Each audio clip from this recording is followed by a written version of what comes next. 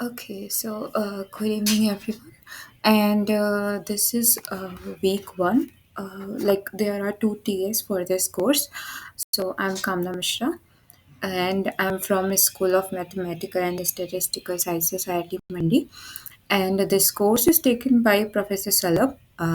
He's from IIT Kanpur, and the course is basically on the in which we will see how we will do the sampling theory and linear regression analysis. So these will be the class timings. I mean, if there will be some change later, then you will know. But otherwise, the class timings will be every Tuesday, 6 to 8. This is the problem solving session, the drive link where I will upload everything, and this one is YouTube link. Okay, so the topics regarding today's class are these. So, uh, the first thing is my audio breaking or not?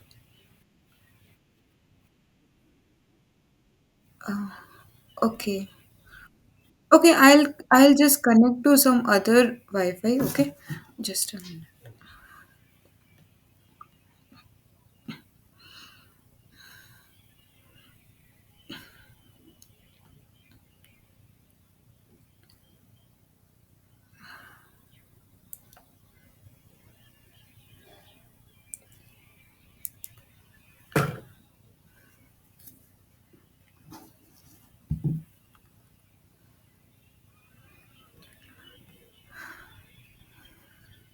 Okay, so I hope it will not break anymore. Okay, basically, in this course, what we are going through is that we will not go through like each and every process is how it is working, but we will see the basics enough so that we all can work on our further areas, right? So here, firstly, we will go through the like this one is basic class. So, if you know regarding the R, how to download it, etc., etc., I will just show it one time there also. Otherwise, the from the starting, it's like what is data science? Okay, so data science is basically uh, if you just break the word data science. So science is basically you want to know about something, right? In science, what we do is that we do some kind of experiment or some theory, etc., so that we can have some results regarding that topic. So data science is basically uh, you have a data. So firstly, what kind of data you need and how you're going to have that kind of data. So you need to have these things on your mind, that what is your objective of getting this data, how you will get this data. Like you can get it through online websites, or you can go through like survey, you can do a survey. So for that you need to be clear like why we need this data, and then how we are processing the data. So in that processing, the role of statistics come, because if you have the data even for the basics, right, even if you want to have the mean of the data, the basic summary of the data, that what is its minimum or maximum. So you can take any example, like data is something which like if you say before 20 years it wasn't we not everyone have this laptop, etc., right? Very few people have these things. So we do not have data at that point easily available. Right now it is easily available. So in the role of statistics part, you can see very from the very basics like mean, median, etc., and after that you can have like what is hypothesis testing, how you are going to like on which samples you are having this hypothesis testing, how you are going to collect a sample from a population. So there are a lot of things. uh, The next thing is that we will see what is our software. So our software is basically free, and you can use at like uh, you can use either like this one. This one is R, right? R is, and this one is R Studio. So just to download this, you can go to if you will just write R Studio, then here only uh, you can see that install R. Firstly, you need to have R in your laptop, and then you can download this R Studio. So we have this R here. If you will write any command, let's say x is equal to 5, it is executed. So if I will see what is x, it is 5. Now here we have let me just remove all of these.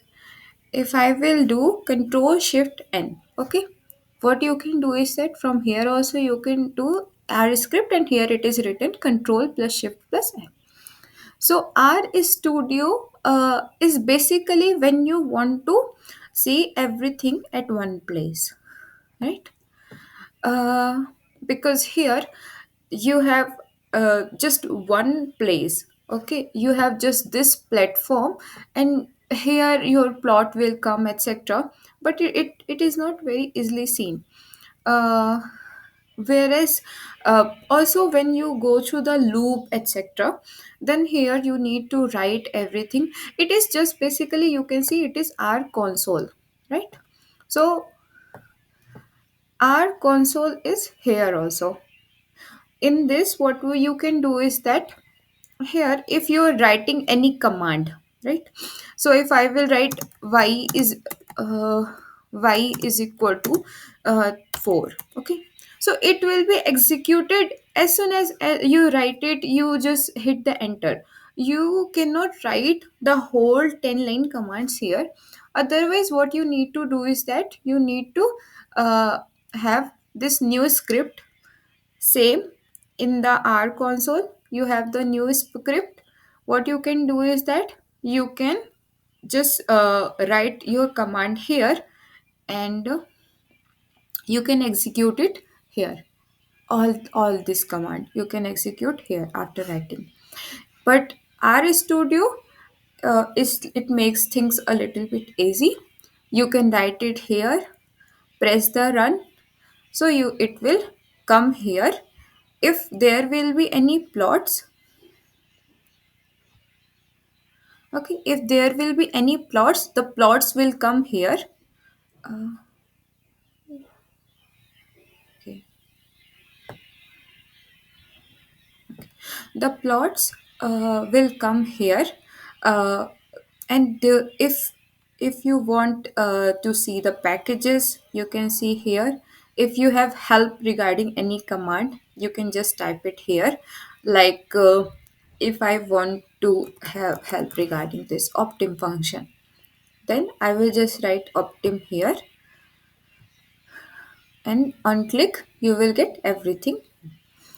The next thing is, this one is environment. So environment is that if you will say any variable, if I will say x is equal to 5, so it is coming here x is equal to 5. So what is good thing about this? If I will write x is equal to 5, y is equal to 4 here, okay, and let's say I am just removing everything what is here. So what will be like, you can use control L for this. So I did control L. Now if I will do x, it is 5, but I didn't know that because the I have cleaned the history. Here in the console, if I will clean the history, in the environment, I already know that I have given one variable which is x, and there is something in there. So if I want to give new value, then I need to remove this. Now, what will happen if we will not remove it? Let's say I have executed x is equal to 12. Now x is equal to 12. So I have not removed x is equal to 5. Still my x is updated. What will happen If I will give y is equal to x square, let's say, okay, so y is 144, but sometimes let's say I'm in hurry and I forgot to execute this command like later, and I have some command here, I have executed that command and then I have executed the below command. So right now it may sound like no, we will not do like this, but sometimes when you have bigger functions, what we do is that we run the above function and then we run the below values. So at that point, it may be problematic, like whatever you have updated, whether it was updated or not. So these are some things which are good if you work with RStudio. So that is like some things. But if you are comfortable in R software, do it in R directly, like here. I mean, it depends on you in which you are comfortable. If you are comfortable there, do it there. If you are comfortable here, do it here. Okay. Okay. So next thing we have seen the R software. The next thing we will have the packages and the libraries. So packages are basically some inbuilt packages we have, some libraries we have. So uh, to firstly the packages we have already, some built-in packages. If you want to have some new package, okay, so if you want to have some new package, uh, okay, so for the new package, what we need to do is that we need to do install dot package, okay, and then we need to write it here. This one will run only one time, okay, only one time. Like even if you are doing a new script and a new code, etc., doesn't matter. The install package will work only one time, because in that laptop you have installed it. The next one is that library. So here you need to write, and this one will work every time you execute a command. Like if it is already in execution and then you are writing further, it is fine. But otherwise, you need to write execute this library all the time, because it is like you have the, like, you may have, let's say, 1,000 package in your laptop, but you don't need all the 1,000 package to like in every code. You may need two or three packages. Like let's say if you want to work on let's say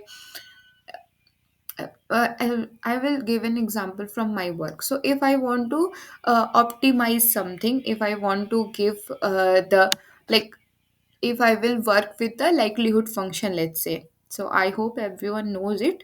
But in that, what we need to do is that we need to maximize that function. So for the optim, whatever library I will need, I will just have this. Or in the very basic, if I will say that if you are reading any file, so we if we have a data in CSV file, then we don't need any library, okay. But if we have data in excel, okay, so it will be in SL, this form. So for that we need library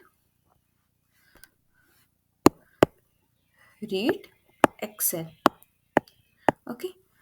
Read excel we need, otherwise it will not read it. So these are some basics, like when do you need a library, when do you not need a library. So sometimes what will happen, if you will go through some online codes, like you have some issue, a little bit issue in your work, and you are going through this, then it will say that this is the library, you need to have that. So firstly, what you will do is that you will write library this. Now if that library is running, it's fine. If it is not, that means you do not have that package, okay, in which it is there. So you need to then install this package. So First is that you have some built-in package. Second is that you run a command. If it is not working, there may be some library for that. If that library is there in your laptop, it's fine. If it is not, just install it. And this one will run for one time only. Okay. So now this one is some basics. So the base packages of R is basically this. This one is base package, compiler, datasets, graphics, grid, methods, parallel, spline, etc. So these are some base packages. Some libraries comes in default like mass. So if I will write here library mass. So it just it is there. Okay. Uh, Now, some needs to be installed. So, you may need to install those packages. So, or and then also, if now in the very starting, uh, what like in the very starting when you need to have, you need to like sure of how you are writing. So, R is basically case sensitive language. uh, what So you cannot use small letters in place of capital letters. Also, if I will write this is running. Okay, so if I will write library mass, then it is saying that there is no package called mass. So uh, case sensitive means you cannot write the small letters, like you cannot mess up with small and capital letters. Also, you can see if I will write here capital X, then there is like object X not found, because we have the given the values for small x, not capital X. So this is one thing you need to remember while this. Now, if you want help regarding any package, then all you need to do is that help and then write the package name. Or what you can do is that you can do help dot search package name. Or what you can do is that in the here help, you can just write here whatever you want. Right? So if I want some stats package, okay. So here we have stats. So we can use library help is equal to stats, or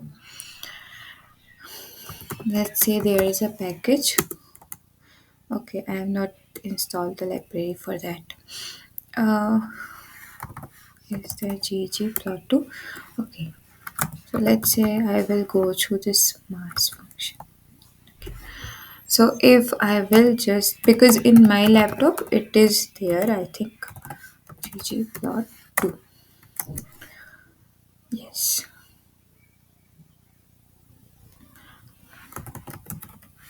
Okay, so as soon as I have like taken this library, it is coming here. So ggplot2.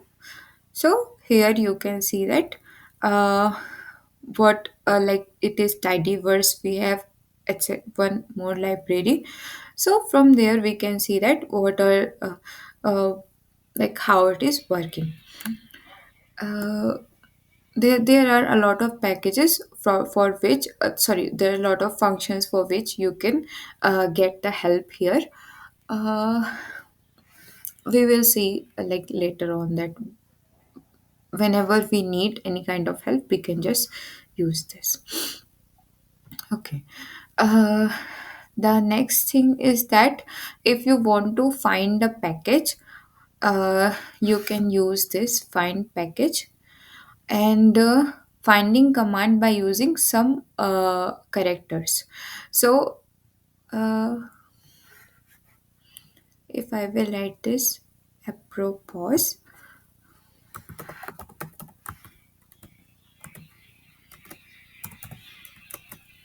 So apropos is basically you don't remember the whole name, okay? You just remember one two word of this. So wherever this word is has come, it will just show it. So it is, and here you can see that this one is not case sensitive. If you have written lm, so whether it is a small l or capital M, or though, like both l m capital or small, whatever it is, it will search for it. So it, you can see that dot call me, so it is lm dot fit, so it has lm etc etc. You can see that wherever lm has come, it will just give you this. So apropos is basic for that. Now for like this, you can have a lot of commands which you will get to know by working on R. Okay, because right now we cannot cover each and everything. So this is some basics of R, that how you can have the package. So firstly, either it will be installed or not installed. If it is installed, use the library directly. If not, then install this package only one time and then use its library every time you are using any function from that library. Okay. The next topic we are going through is that R as a calculator. So R is an issue.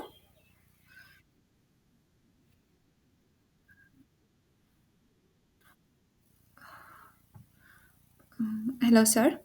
Uh, okay, sir. Actually, if there is any question, then it is welcome. Otherwise, please mute yourself. Okay, thank you. Um, okay. So the next thing is that R as a calculator. So uh, R as a calculator basically means that we R as a calculator means we have some uh, like in the vector form or in the sequence form, etc etc. We can have in a matrix form.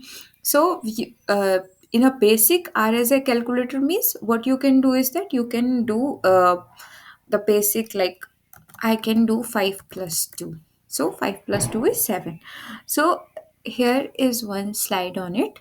So what you can do is that with the data vectors with the scalar. So I hope you all know. Otherwise, the scalar is basically you have this 2, 3, 5, or integer or whatever it is, like real number, whatever you have. The vector, it is in one, and then we write the vector like this. So let's say z is equal to c uh, 1 5 6 7.8. Let's say this. So now this z is a vector. Okay. So as a calculator, what you can do is that you can do scalar with vectors, scalar with scalar addition, and vector with vector addition. So if I will write z plus x, so now we know that our x is 12. So if I will write z plus x, it will just add 12 everywhere. If I will have, let's say, this z1 as, let's say, c1 9.2 and then 3. Okay, so now what is the size of z1 and the size of z is different.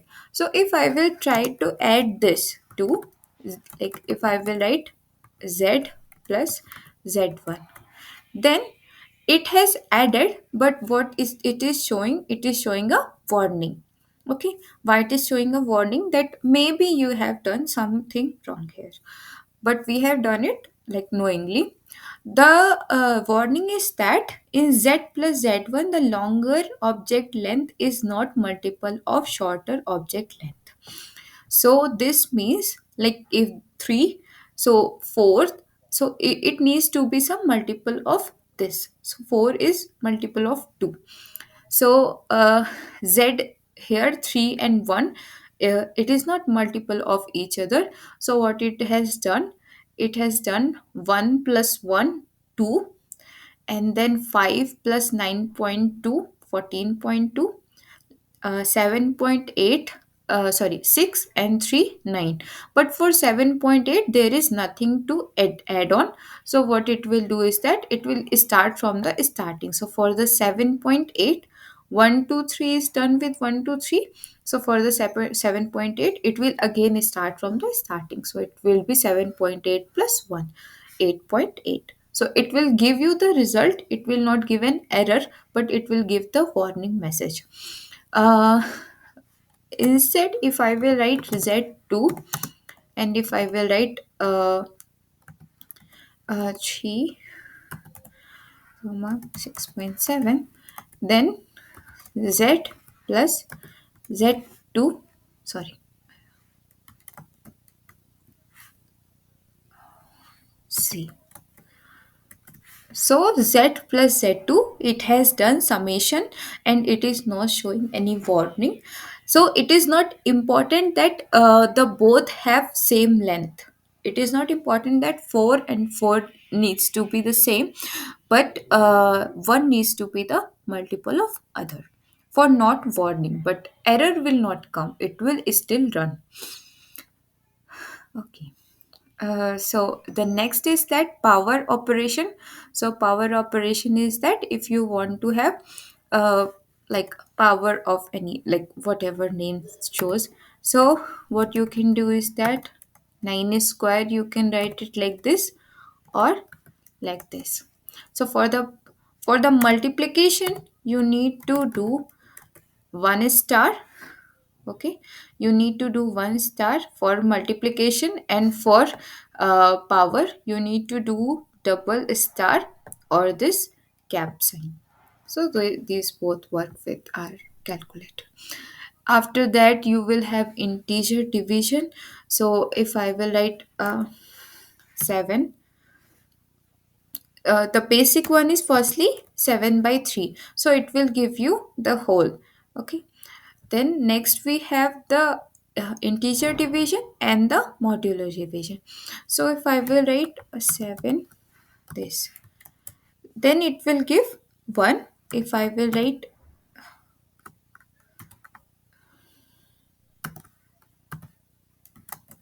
it will give 2. So this one is that it is giving the 1 which is the remainder. We have 7 by 3, and then here it is like it is divisible 2 times. So 6 and then plus 1, 7. So there are some built-in functions. There are some, as I have said earlier.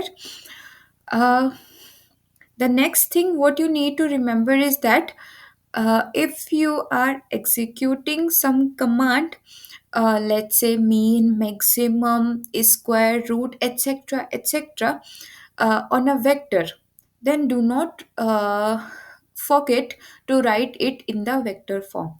Now, what it means? Uh, if I will write mean minimum of, let's say if I will write just 5 6 7, okay, it is giving minimum 5. If I will write minimum of C 5 6 7, which is a vector, it is also giving me 5, so which is working fine.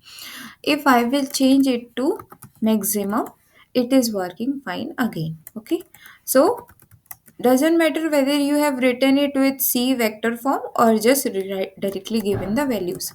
But when it comes to mean, if I will write 5 6 7, and let me write this also. If I will write mean of C 5 6 7. So if I will execute this command, it is giving me 5, which is wrong. Or in the time of writing with the vector form, it is giving me 6, which is the correct answer. So just like, if you will work like this, you need to remember that when to use the vector form, when to not use the vector form. So always remember, use the vector form inside it if you are running a command outside it. Okay.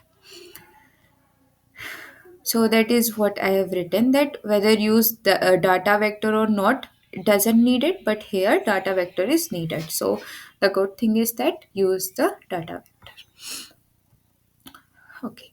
uh, so next we have the missing data. So for the missing data, basically, uh, when we work with the any real data, so most of the time, like it happens that something may happen, that because of which we have not the data of that day or for some hour is not available. Now let's say if you will see the finance, okay, so most of the time this situation doesn't come. If you will say the share market, stock market, you will have the data most of the time. But if you will see like weather data, okay, so since I work in weather, so here the if you are having a data in a uh, like good place, like if you have, like if you will see the weather data in Delhi, it is available, easily available, and there will not be like data is not available for this hour, etc, etc. uh, but if you will go through some remote locations where the enough number of systems are not there to have that data, or sometimes like if you will see uh, the places like northeastern region, northwestern region, mountainous region, so there what happens, sometimes you may have so cloudy area that the machine cannot get the data. Sometimes you may have snowfall on that machine. Sometimes you may have like landslides. So there can be several reasons that you do not have data. The another reason is that you do not have enough number of systems. So the missing data can be happen is that when you have the data at some times, not all the times. So this can happen everywhere. Okay, so this is something. Now if we have something like this situation, what we can do, like we cannot omit our real results for that. So what we do is that for the very starting, just to have mean, etc, for the very starting we omit this data. So if I will write, uh, let's say y1 is equal to c 6 7 5 and 8. Okay, if I will write mean of y1, so it is saying na, right? Because there is one na. If I will write na dot rm is equal to t. So na dot rm is equal to t means rm is basically used for removing. So it has removed the data. This na part, not removing the data, sorry. Or you can do is that omit. So here you can search omit. Oh, I don't know whether it is there or not. Okay, so we can do is that one with this and one with omit function. So missing the data, from here I have just omitted this na part, and then it has taken the mean of this. If you will just remove na, then also it will do the same work. So this one is that na dot omit. Let me just close this. Okay, the next thing is that uh, after a time, what we can do is that we will not omit this data all the time. If let's say in 365 days I have data of 300 days, or let's say 320 days, then we always check the percentage. Okay, so if it is a very small percentage, let's say 2% of the data, 3% of the data is not here, then what we do is that we do some interpolation methods, that okay, what was the data before that day, what was the data after that day. So let's say I'm talking about the temperature. So if let's say the temperature last day was 12 degree and the temperature next day is near on around 13 degree, so we can see this one as 12. Okay, or what we can do is that we can take like one day and the previous series of 10 days and the next after series of 10 days, and then we can see some sort of if there is any like function following that okay, it is increasing or it is decreasing or whatever periodically it is working, it can be this value.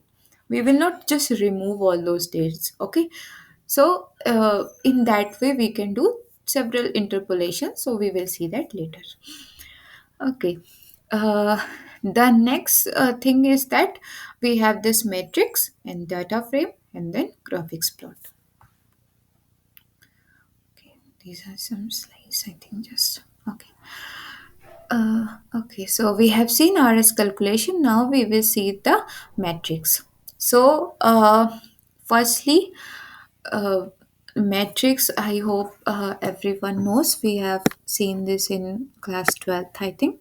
So, this one is matrix. Now, it can be m cross n will be its dimension. It m means the number of rows it will have, and is the number of columns we will have. So uh, in that way we can just form a matrix.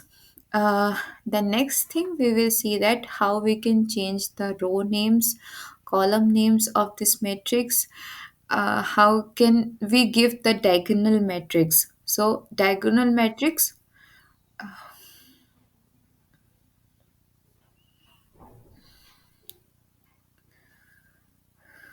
Okay. Okay, so how we can give the diagonal matrix? In that you don't need to give for every other, like diagonal matrix is basically what you have this, and then you have the values here, right? Everywhere else is 0 0, so you don't need to give 0 0 etc to write, just fill up etc. You can use directly the diagonal command. Then we will see what is the transpose of matrix. What are the column operations, row operation on that?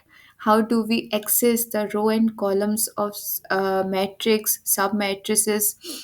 And then how we can do this mathematical operations, like whatever we have done in the vector, we can do that on the matrix also. But then here dimension matters, right?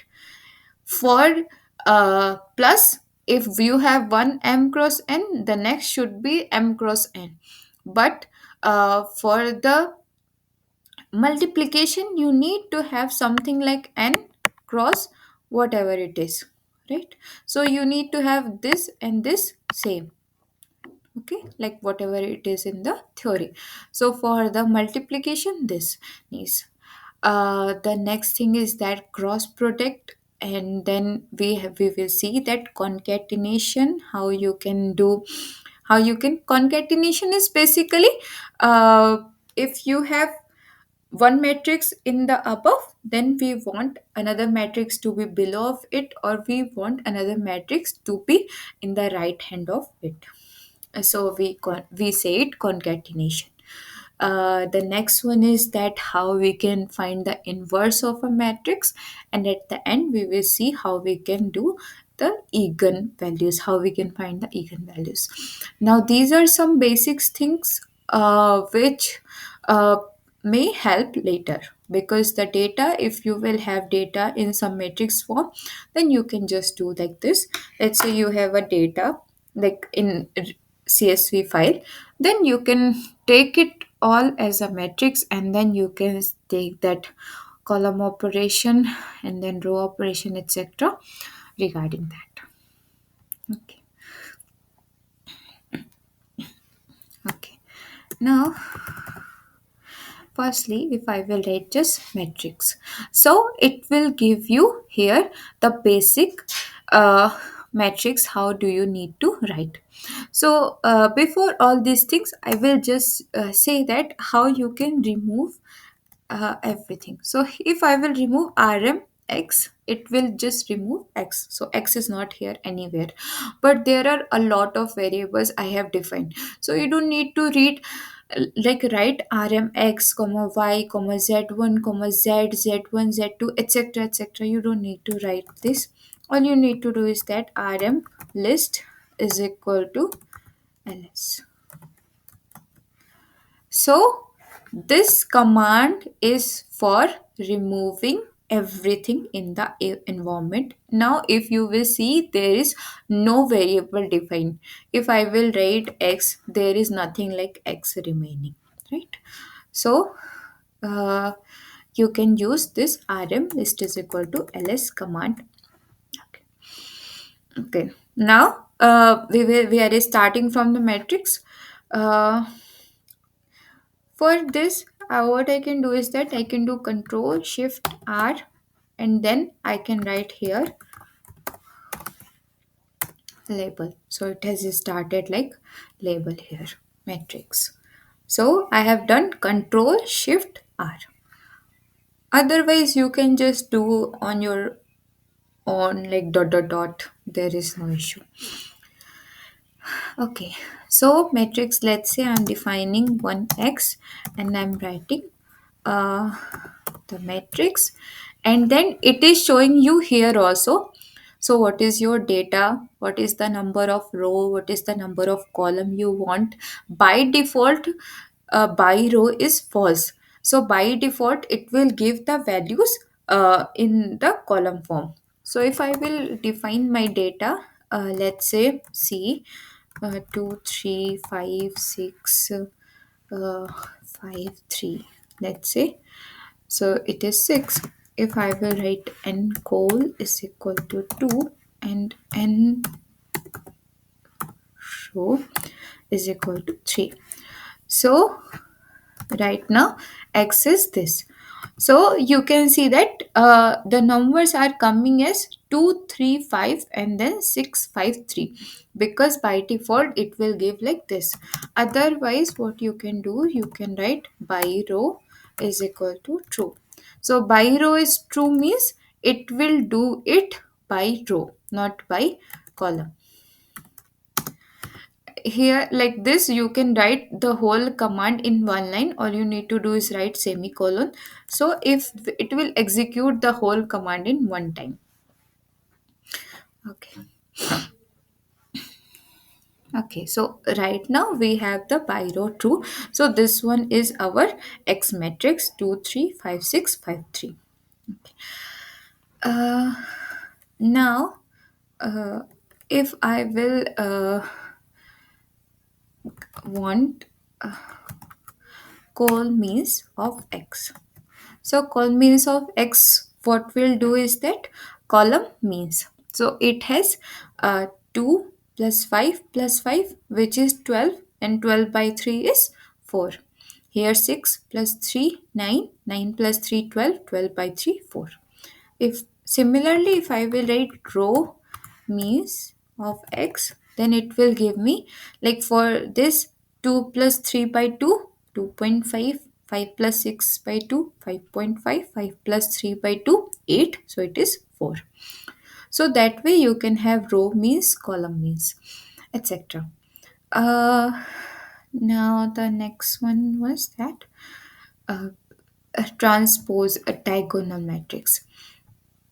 So if I will write, let's say y is equal to diagonal, and then I will write x is equal to 5 and n row is equal to 3 and col is equal to 3. So the y is this 5 5 and 0 0 0. So that was which I was saying, that you don't need to put 0 0 etc in your command. All you need to do is directly write diagonal. Otherwise if you will write matrix, then in the data you have to give it like 5 0 0 0 5 0 and then 0 0 5. So rather than doing that work, all we can do is that we can write this diagonal form. uh, okay. Okay, the next thing is that the transpose of the matrix Tx. So if I will write Tx, it will be the transpose. So x, we had x as 2 3 5 6 5 3. So Tx is basically 2 5 5 and 3 6 3. So transpose of matrix. So this one is very basic. Now to access the row and columns of submatrix. So let's say if I will write x1 2. So x1 2 means x 1. So one is firstly, first one is for row, and then second one is for the column. So this one is first and second. If I will write 1 2 2 2 2 3, sorry,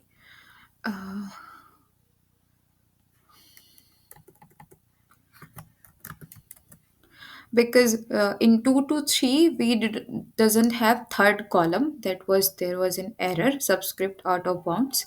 So if I will write, let's say here we have 2 3. So let me just write x so that it will be clear. So x, we have 2 3 5 6 3 3. When I'm writing x row from 2 to 3, so it will take row from 2 to 3. Okay, and then I'm writing column 1 2. So column 1 2 it is taking, so it will be 5 6 5 3. Now if I will write x uh 2 2 3, and then this one is 2, it will be just 6 and 3, right? Because this one is 6, this one is 3. What also I can do is that I can give in this form. So 1 3 and then 1 2 2. So it is taking this 1 1 2 and then the 3 5 3. So I have given first one in a vector form that take the index or indices, whatever you want to say, as 1 3, and this one as 1 2. Okay, so these are some basics that how you want to have this like how you want to read. So firstly, reading an element can be done by like 1 2. So this one is 3, this one is reading an element, particular element, and then after that we will have the reading of submatrix. So this one is basically a submatrix. Okay. uh, the next thing is that mathematical operations. So for mathematical operation we need like this one is 2 into 3, right? So for sorry, 3 into 2, so this one is n row is 3 and col is 2. So if I will write the transpose of x, which is here 2 by 3, and if I will multiply it with, sorry, for multiplication,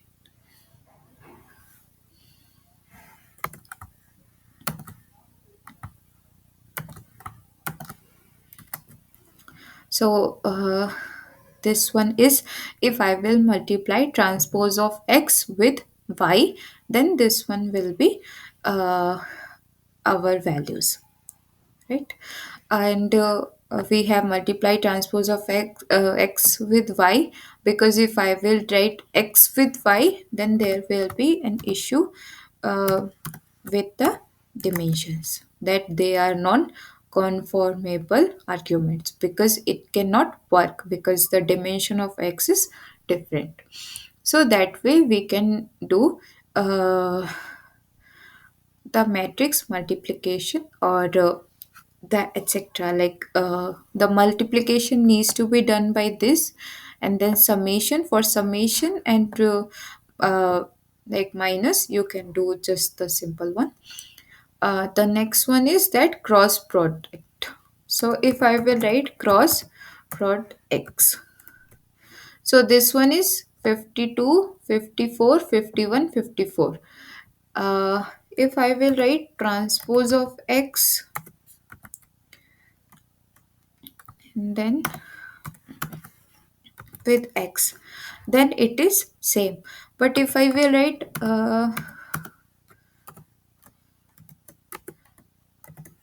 this, then this one is different. So for the future you need to remember that cross product gives the this value, not this value. So transpose of x is multiplied by x, not x is multiplied by transpose of x. I hope you all know that for the matrix AB is not equal to BA. Like in general, there can be some cases that AB is equal to BA, but in general it doesn't, it is not true. Okay. uh, the next thing is that concatenation or R bind. uh, okay, so let's say I'm giving this z is equal to dx, right? uh, Now the dimension of z is 2 row and 3 column. Yes, 2 row and 3 column, and the y we have is 3 row and 3 column. So if I will write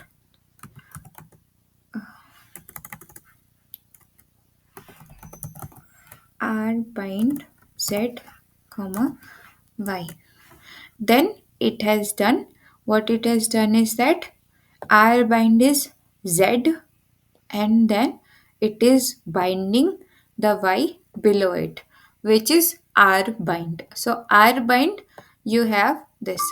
Now if I will do the same for the,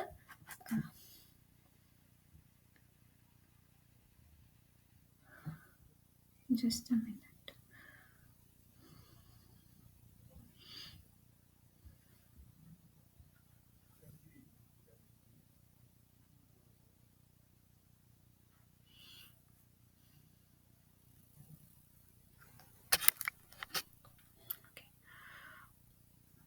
Now if I will do same C bind Z comma Y, then it will not work. Why?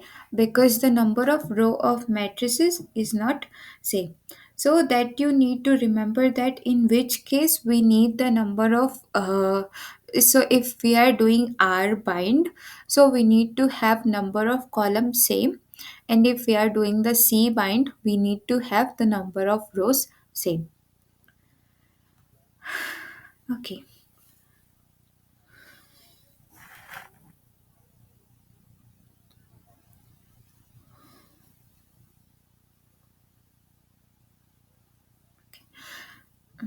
Okay.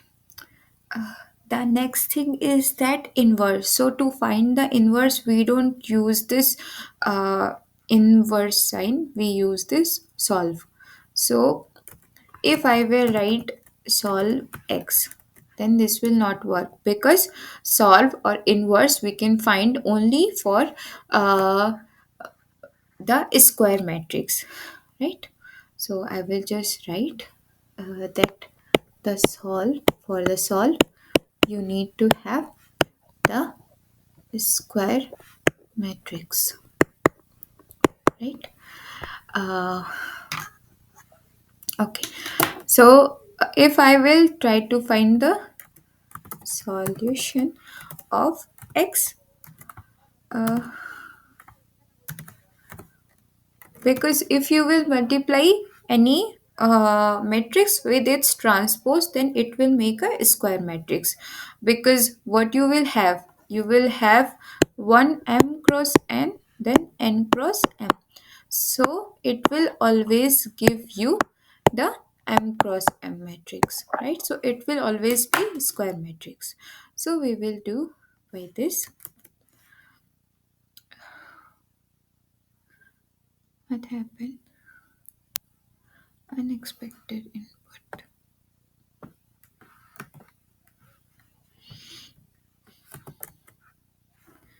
Okay. Oh, sorry. here.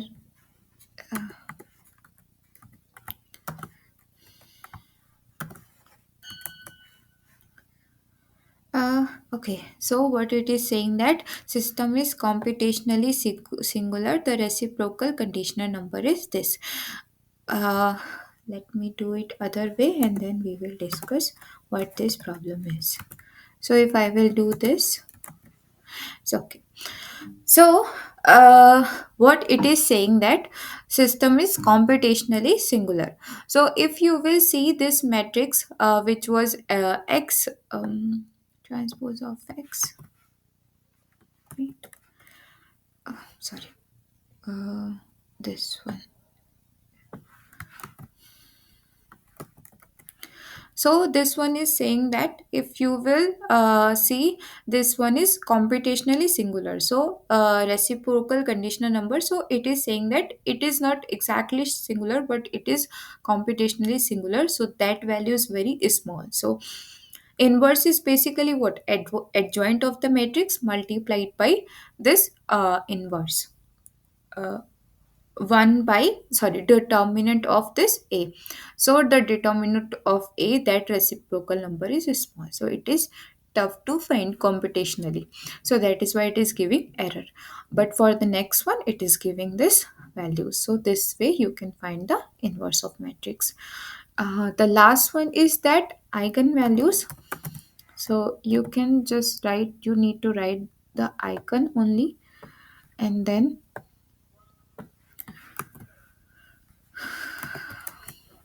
so for the eigen, it will give firstly the values, and the eigenvalues after finding it will give the eigenvectors. This is the mostly from the matrix part. Uh, okay, so these are the basics of this work. The next thing we will see the data frame.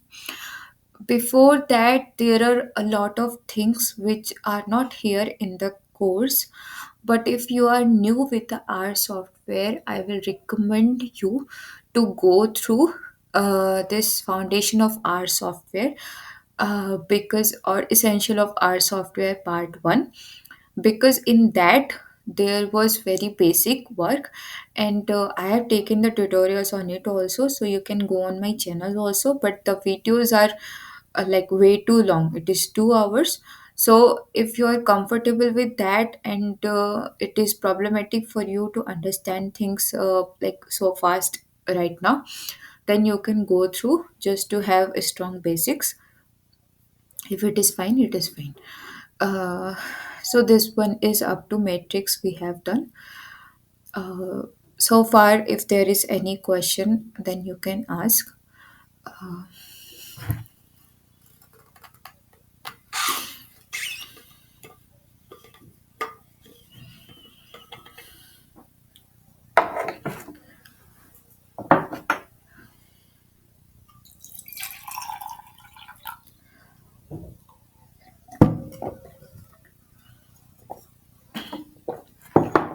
Okay, if there are no questions, then we will move to the next part, which is data frame. Before data frame, there is one thing like which we say list. So list is also very useful in this work. So you can go through just here also in command, or in just basics of R. If you will see, then you can find how to work with list also. uh, Explain the identification of row and column numbers of matrix. Identification means I didn't get the question exactly. uh, how will you identify the number of rows or columns? So it is us, we will give the number of rows and columns, like which rows and columns we give the. So here you can see just in the time of giving row. Hello. Yeah. Yes, you are.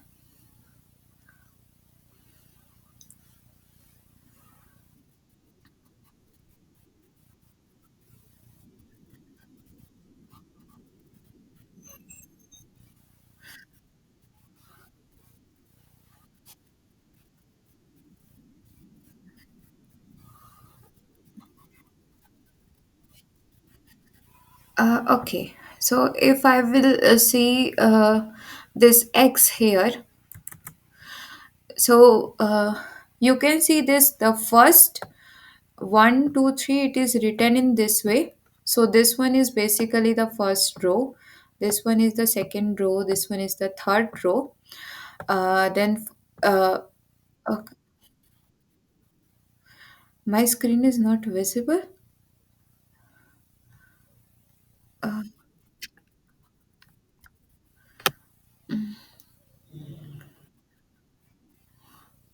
So till now my screen was not visible.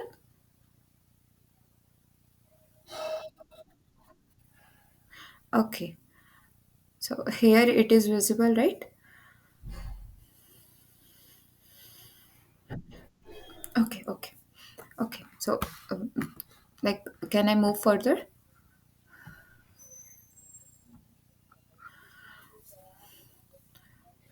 Um, if there is no issue, can I move further now?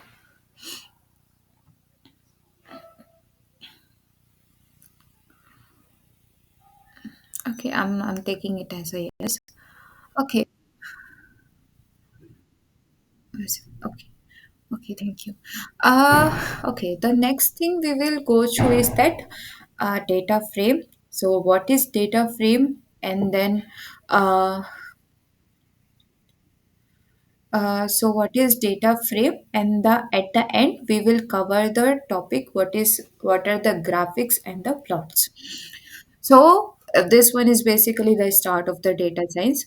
So we will see firstly how you can take, like if you have any data in the CSV file, you can take it as a data frame, uh, and otherwise you can create the data frame also on your own. Okay, so uh, till now we have x as a matrix. What we can do is that we can say, let's say y as a vector, c 5 5 4 7 10 19 okay, 1 2 3 4 5, and then let's say 14. Okay, let's say z1 is equal to c.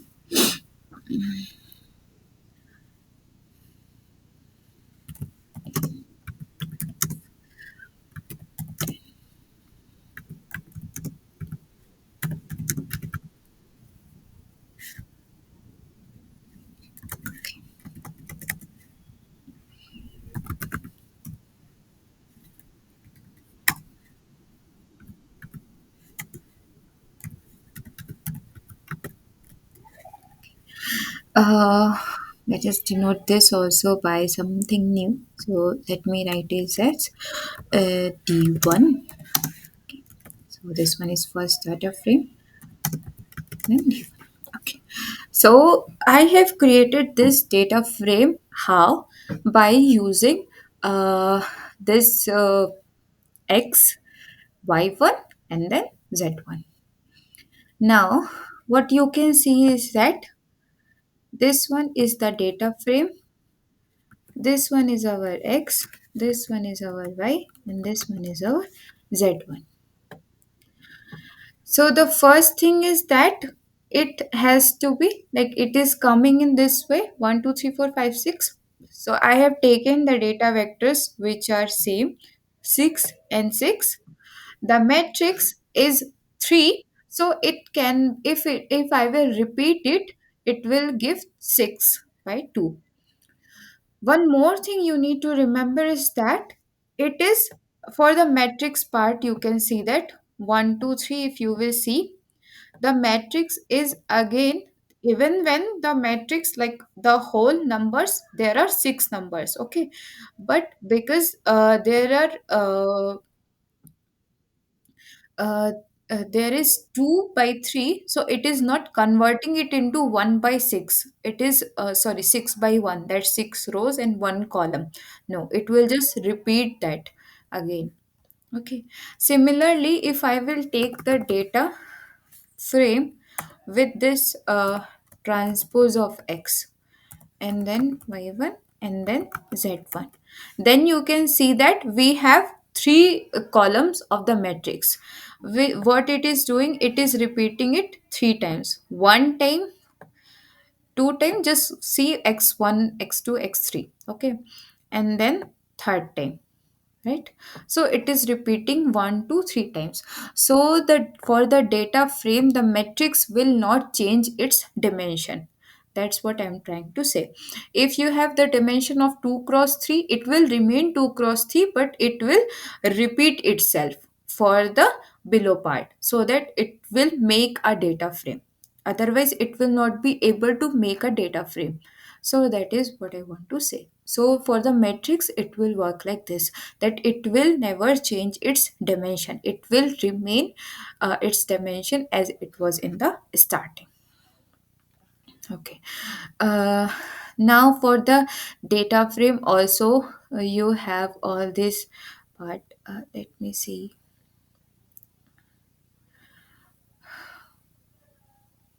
Okay, so this one you can see, for the data frames also, you can find from the library if there is any data there. So if I will write library help is equal to nice.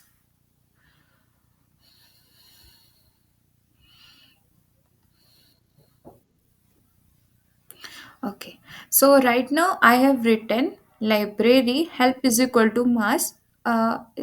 Sir, actually, if it is not important, then you can mute yourself. Okay. Like if you have anything to say, otherwise just mute yourself so that it will not create problem in the recording. Okay, thank you. Okay, so in the time of help, I have just given library help is equal to mass to see, because in some libraries there are some data frames already. Why they are there? They go so that we can do, like if I am what I am. Let's say I'm some person who wants to do work on the pure statistics part, and just for the application part at the end I need some data and I need to some see sort of this, or the otherwise thing, like I want to like do the model part, and I want to have like how we can do this non-linear and model, and then how we can fit the linear one, etc, etc. And for the basics, like if I will try to create data on my own, I will create mostly the integers, or I will create like if I will not create the integer, if I will try to create the real numbers also, I will take up to 2 points or 3 points, or that data may not be a random sample. Their data maybe I have done, like here you can see this data, whatever data I have taken till now, it is between 0 to 20 only, right?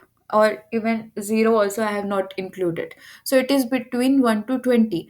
So on myself I cannot just create whatever data or thousand of data. So for there you can take some help from there. So for library mass, you have uh, some data here, hmm, which is here, like say data sets you have here: AIDS, Boston, cars 93, Cushing, DD2, etc. So you have here some data sets. uh,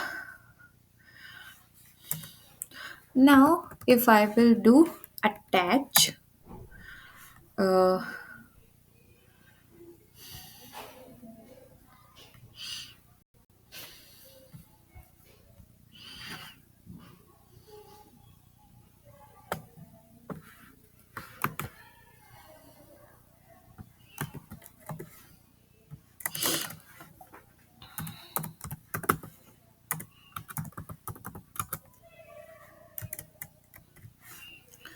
okay, so to attach, I need to have that library. So I have attached this dataset AIDS 2. Now, if I will write AIDS 2, then I have this whole dataset which I may not be able to create. So this is data set of some place where they have given what are the, so now aids to, let's say I am defining df1 as aids to. Okay, so now I have given one data frame here. So now if I will see df1 this, so you can see what are the states you have. So you can see this. I don't know whether unique command will work on this. Okay, so unique command works here. So you can see that, or here also labels, you can see that NSW, QLD, VIC, these are three states and all other. So you have the data sets of this. Now in the DF1, you can see what is the number of death you had. Okay, so here also you can see that like etc these things, or what you can do is that just write the summary of df1. So summary of df1, you know that for the state there are 1780 values, for nsw for others there are these value, uh, for the partition there are 2754 males, there are 89 females, then there is which is what is so I think that these are diagnosed people. So the diagnosed people must be some around this, or the maximum diagnosed people is this. The death on an average like 10,000 or 11,000 people died because of AIDS. Uh, just a minute. So some 11,000 people died because of this. And what was the reason of this AIDS? Most probably, I don't know what is this data. So this is the category that it is blood from this, it is HICD or whatever it is. And what is the age? So on an average, I can say that on an average, like median you can see 37, third quartile 43, on an average it is 37. So on and around near 40, you have this high risk of AIDS data. So just by the summary, you can see how much we have understood by just one command, right? So this is the need of like good data, how to have this good data, how to create this data frame. So you can just do this, you can go through this library help is equal to mass if you want to some do some on your own. Okay, do some practice on your own, just do library help equal to mass, and after library help equal to mass you need to put this library mass so that you can attach. So attach these data sets, you can attach from here. You can see that what are the data sets. So we have Australian AIDS survival data, whatever we have worked on. The next is that animals data, Boston. So we have housing values in suburbs of Boston. Then we have car sale or etc etc. Okay, so these are a lot of data sets, and you can see like weight loss data from an obese patients.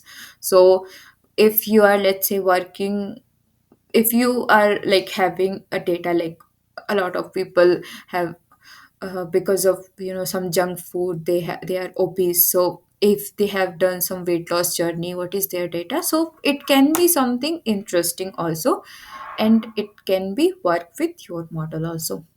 So this is one way. uh, so this one is regarding the data frame. The next thing is that you can also do the combine merge also here, so etc etc, a lot of things can be done. Okay, so the last thing for the today's class is that graphics and plot. Now graphics and plot are basically what is the need of graphics and plot. So if uh, I will say here, I have written this a lot of things, right? But uh, if you will see here, I have not written here anything, but your eyes, what will see? It is eraser, it is pen, it is a sparkling pen, it seems like something like highlighter, or etc. etc. You can see this one is for this. And then wherever anything something is not given, it is not like that here you need the arrow, this one is for backward, this one is for forward, etc. etc. So what symbols does is basically, what graphics does is that in a very small space it can show you, and then you don't need to give time on it. So if I will show you a bar plot, then you don't need to give time on it, you will just simply see, and then simply know that okay, lot of values are there. So you don't need to like see, okay, what is the maximum value, what is the minimum value, or what is the work going on. Okay, so for the graphics and plots, what you need to do is that you can just simply see this, and then you can just understand it. You don't need to go through each and everything. So this one is basic for the. Let me just switch on this. Okay. Okay. So now the plots can be univariate plot, bivariate plot, trivariate, like variables. You can check like how many variables you need for that. Uh, Now, uh, if I will just simply write, I have this y1 and z1. If I will write plot y1, so this one is univariate plot, right? So you have index here, and then since y1, the values are 5, so 5, 4, 7, 10, 19, and 14. These are the values. Now with this you can uh, do uh, LTY. Sorry, we will do that later. Also, if I will do this bivariate. Now this one is bivariate.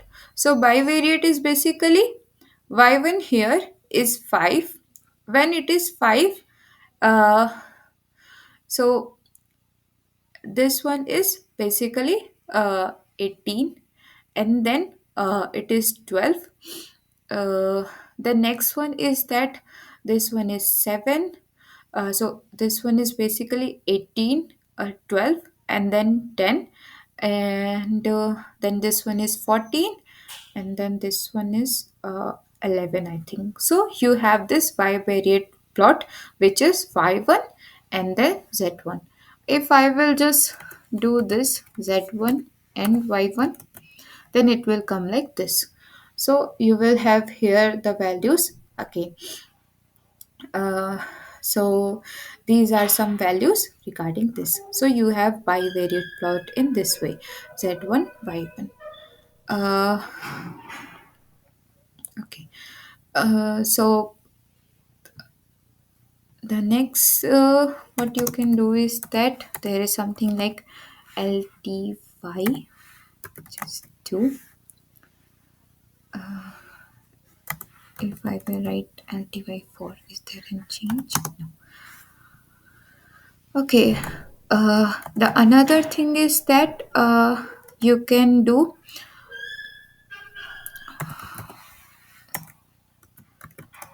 bar plot of Z1. So bar plot of Z1 is basically the first one is 18, 12, 10, 14, 10, and 11, right? So this one is bar plot. If I will write list, let's say, then what it has done. So this time what we are trying to do, we are trying to find the difference between bar plot. Let me write the bar plot also, just for the page.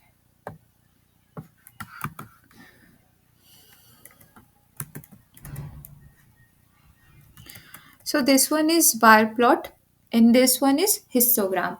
So bar plot basically what it has done, at each and every value, it is just showing that it is 18, 12, 10, 14, 10, 11.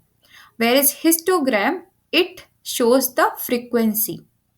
Okay, so frequency means uh, you have, let's say, so histogram basically works mostly in the time of continuous data. Now, what I want to say is that uh, when we are plotting like in the bar plot each and every value, whereas histogram, what we are doing is that we are dividing it into the class. So whatever data we have, let's say uh, here we had uh, six values, so it is coming like this. Okay, six values, doesn't matter. Now if you have, let's say, 30 values and all 30 values are different, uh, then what will happen? Okay, let me give one more example. Let us do some z2. Let's see, where is 10, 10, 10, 11, 12, 13, 14, 14, 15, 16, 14, 10. Okay, table of z.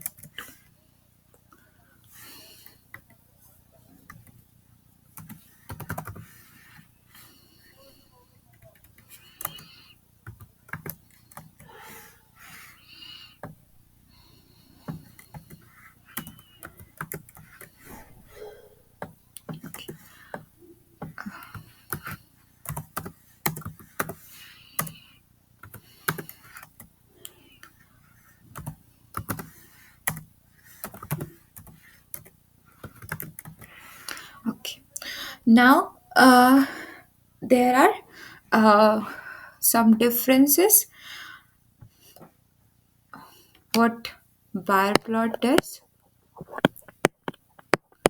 and what histogram does.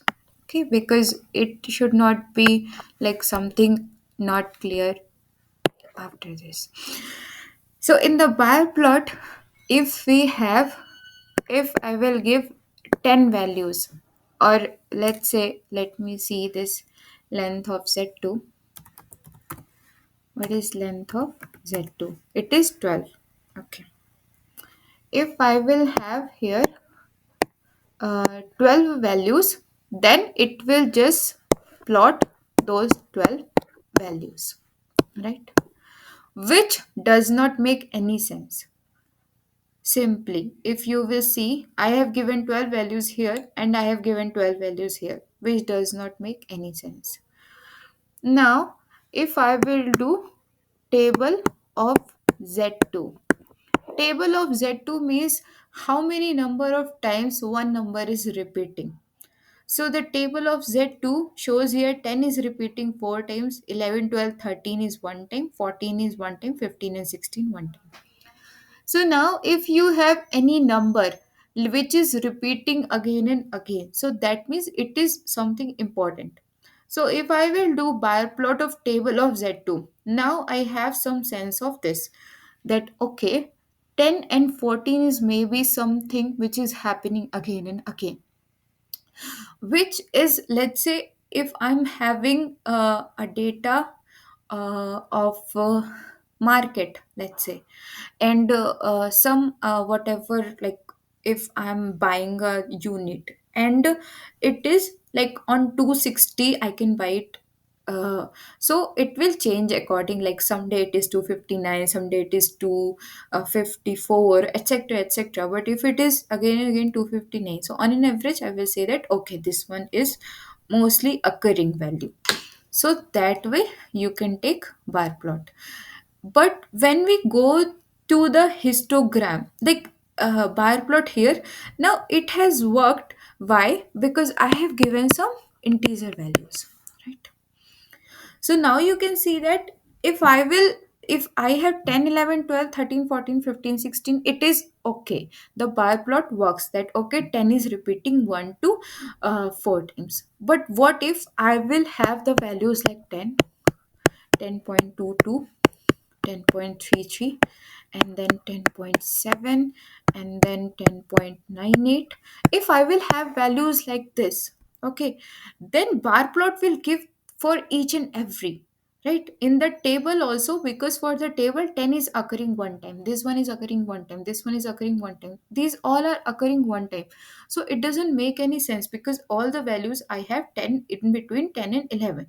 So in my mind it is like, yeah, the values will occur near about 10, but then it is not working in the bar plot because it is showing for again and again. So for that, histogram works. So if I will take the histogram,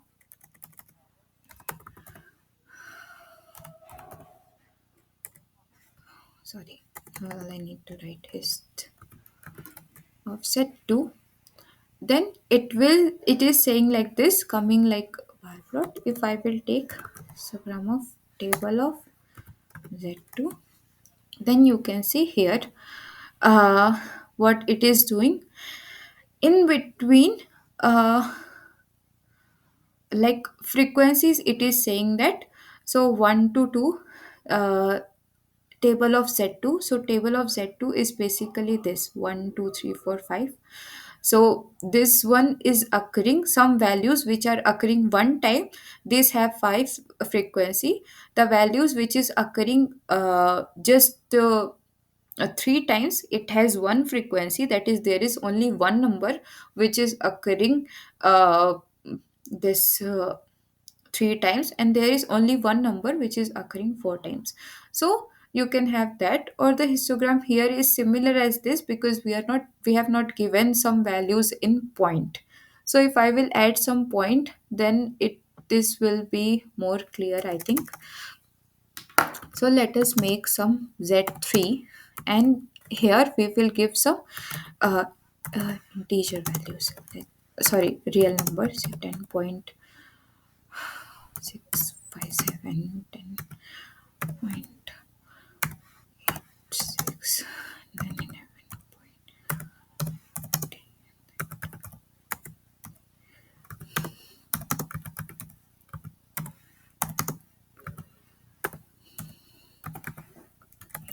Let's say this. And if I will write bar plot of table of z3, it will be same because all have same frequency. If I will write bar plot of only z3, it will give just values. If I will write hist of z3, now you can see that in between 10 to 11 it is saying there is four values, in between 11.5 to 2 there is only one values, and in between 12 to 12.5 there are three values. So what histogram does, it divides the data into classes. So it divides the data into classes according to itself. You can create the more according to the number of bins you can give. That here it is just divide. It has just divided in four classes. I wanted to divide in 10 classes, because right now the data is very small. We have the data of length 10 or 12. In future when you will work, you may have the data of 1,000, right? So it can divide according to yourself, so data into the classes, and then according to those classes it will give the histogram. So it makes work useful when you have the real numbers. So mostly in the real world you will have the data of this kind, you will barely get this kind of data. Okay. So this one was regarding this histogram plot. Other things, let me see.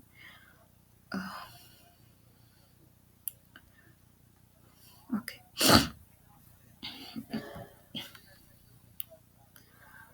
Okay. So next we have seen this bivariate plot also.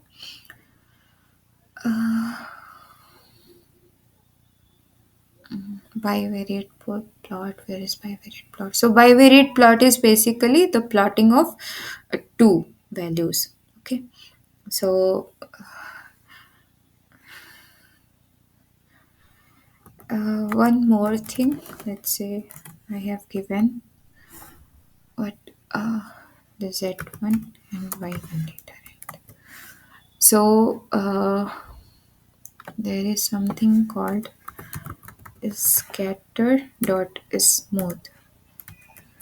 So it will give you a smooth line which will go through this data. So if I will interchange it, it will give some different line. Okay. So here it is saying these warnings because like this one is not really correct, right? The data is so much here and there. So it will just show how its data is working. But here is only 6 point, it is covering 4 points and 2 points are way too different, whether it should have taken in this way, but it is just smoothing the plot. So that is one thing. So there are, like, when you will plot according to yourself, there are a lot of things. Okay. The next thing is that the correlation plot. So if I will do core df, supply both in x and y as a matrix, like, let me just see what is the df. Okay, did I not save? Or d1 I have saved. D1. If I will do core d1. So core d1 means correlation of d1. So what it does is that for the x1, it will take the correlation between x1 and x2. So the uh, correlation is basically what? Correlation is basically you have two variables and how we want to see that how they are related to each other. So it is basically firstly the number is in between 0 to 1. So with itself it has correlation 1.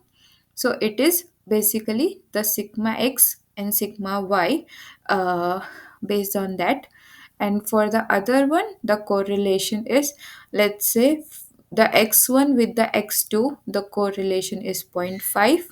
So the correlation, whatever which have x1 with x2, it will have the similar x2 with x1.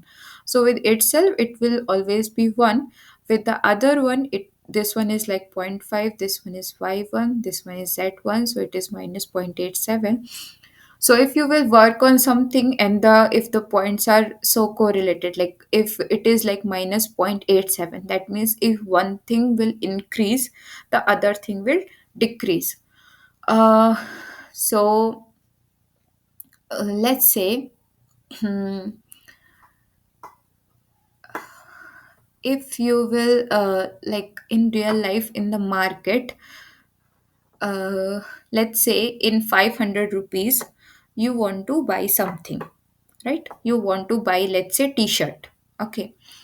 So if you will buy two t-shirt in 500, then the number is 2.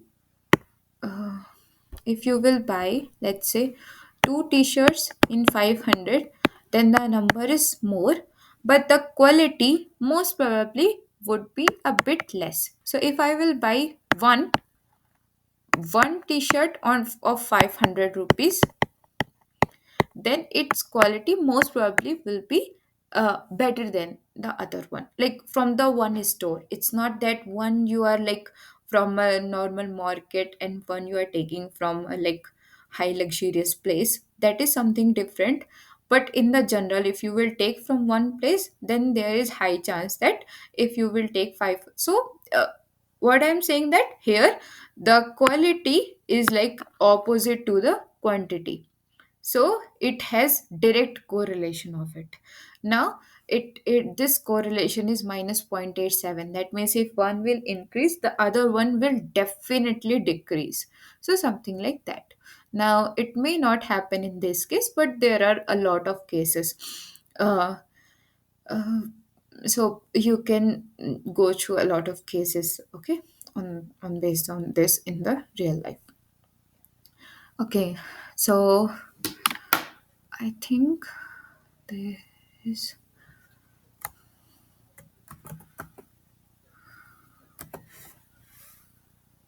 we need to most probably install this core plot. Okay, so we need to install the library for this. If I will write core plot here, core plot here, then you can see you need to give the correlation here. So the core plot, you need to give here the correlation of df1 d1. Let's say take it as core d1. I'm saving this as this. Okay, so core d1, and then you can give method on your own, which is, let's say, c, and I'm giving it as circle. So you can see that with x1 it is 1, so it is so high. uh, if it is near about 0, so what it is doing, it is firstly increasing and decreasing the size of circles also, and the next thing it is doing is that it is changing the color also, so that it will be like easier to see. So you can see that here it is all one, whereas this one and this one are negatively correlated, very high, so which is same, like x1 with z1 and x1 with z1, which is same. So you can just see that half matrix, like I don't know where pen works here. No, it doesn't. uh let me just take this.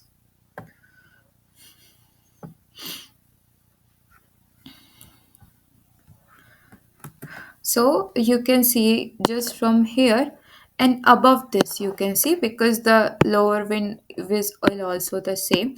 So just this triangular matrix, if you will look into that, we can see that for this, it is negatively correlated. This one is an obvious thing that it with itself it will be one correlation, and for the other one you can see that it is a bit, and otherwise this one is a bit correlated.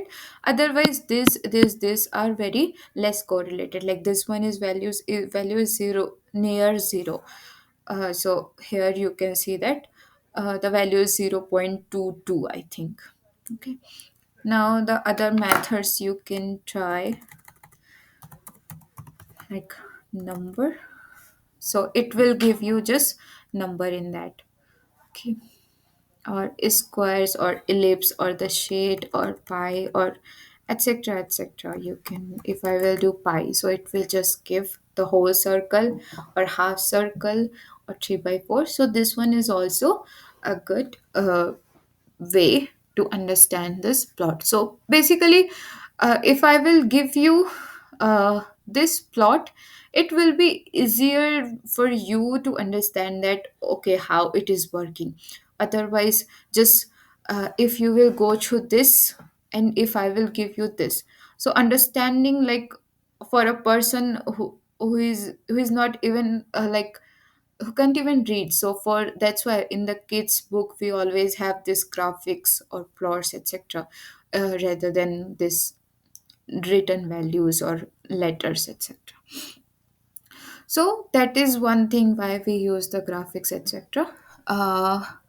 So this one is so for regarding today's class, and whatever sir has covered, I think I have covered mostly in this class, in this 1 week, whatever is covered. So I have covered mostly. So this one is for week 1, and in the next week we will cover the next part, and then the next week is basically for the sampling, how you do sampling etc. uh, okay, so this one is basically from my side. If you have any questions you can ask.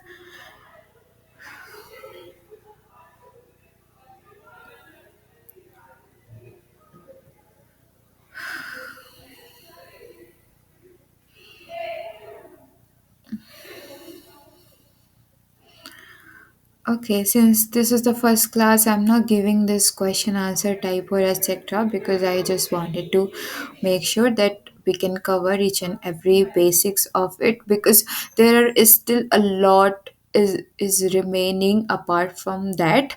Like here, how do you access these things? This is descriptive plots, and then like how you can do the formatting, how you can do the merging of list. So list is something we can go through real fast. There is one thing like repetition. So repetition, we can see. Uh,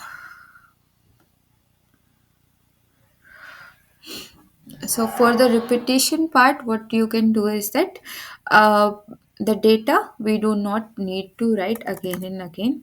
So repetition, if I will write repeat 5 3 times, it will repeat this.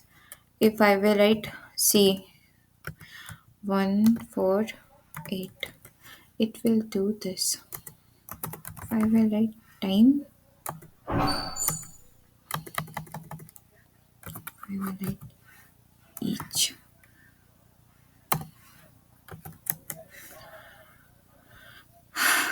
uh, if I will write each, and if I will write times. Now there is a difference between these two. If I will write times, what it will do is that it will repeat the whole array 3 times. If I will write each, then it will repeat each element 3 times. Okay, so 1 is repeated 3 times firstly, and then 4 is repeated, and then 8 is repeated. Whereas in times, the whole array is repeated 3 times. But what if we will use both in one go?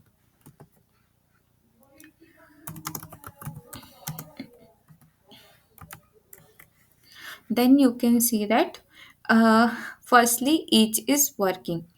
Now if you will do this otherwise. Like let's say I'm cutting this.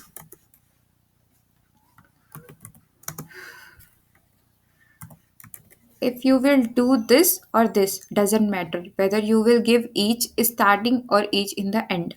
It will always does each firstly and then times. So if you will do each firstly, that means you have this array, and times 3, that means it will repeat this array 3 times. So that is you have repetition. That is way you can have the repetition. So that is one thing. uh, Other thing is that the sorting. So if I want to sort, uh, let's say I want to uh, sort, um, we have y1, so it will sort in the increasing order by default. If you want it in the decreasing, then you can write decreasing equal to true. Then it will give in this way. Then there is a sequence, like how you can create sequence, how you can create the sequence of system time or dates. Then you will have list, how we can create a list, how we can merge a list, how we can convert list to a vector or vector to a list. So let's say I'm writing list y1 comma z1. So it has created list. So now the best thing about the list is that you don't need to have same kind of like these values. Let me give an example. If I will write y1 z2, so for here this length is this y1 is 6, this one is 12. If I will write z3 and z2, okay, so it is 8 and 12. But if I will write data dot frame z3 comma z2, then it is saying that arguments implying different number of rows. So there is 8 rows in one, in the second there is 12 rows. So we cannot create data frame by this.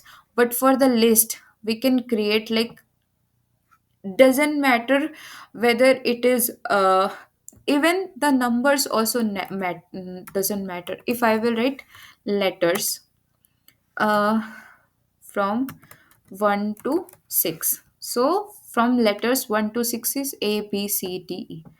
If I will add this into a list, then it will take letters also at this list. So for the list, the best part is that you don't need to uh, be specific about the numbers.